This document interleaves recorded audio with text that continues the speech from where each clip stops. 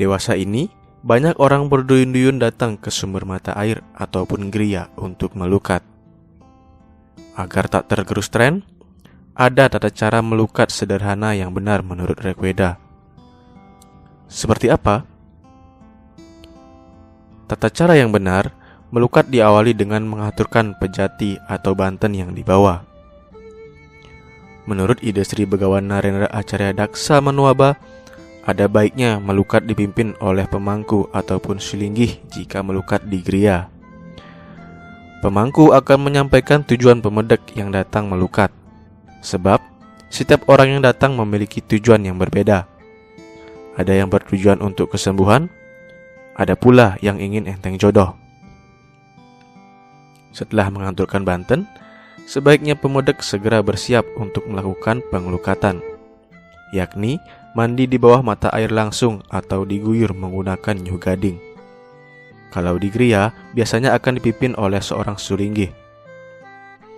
Berbeda jika melukatnya di beji atau tempat patirtaan. Pemedek dituntut lebih mandiri, jadi bisa langsung mandi. Sebelum mandi, Ida Resi menyarankan yang melukat mengucapkan mantra atau memohon doa. Di dalam Rigveda disebutkan ada sebuah mantra khusus pengelukatan.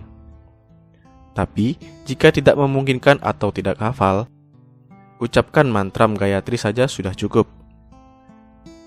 Dalam Rigveda dijelaskan sebuah mantram yang digunakan sebelum melakukan pengelukatan, yaitu Apo Asman Matarah Sundayantu Gertenano Gertapuah Punantu Wiswam Hiripram Prawahanti Dewir Ut It Apyah Sucir Aputa Emi. Artinya, semoga air suci yang merupakan berkah dari alam semesta ini menyucikan diri serta pikiran kami, agar kami bercahaya dan gemerlap. Semoga air suci ini melenyapkan segala kotoran.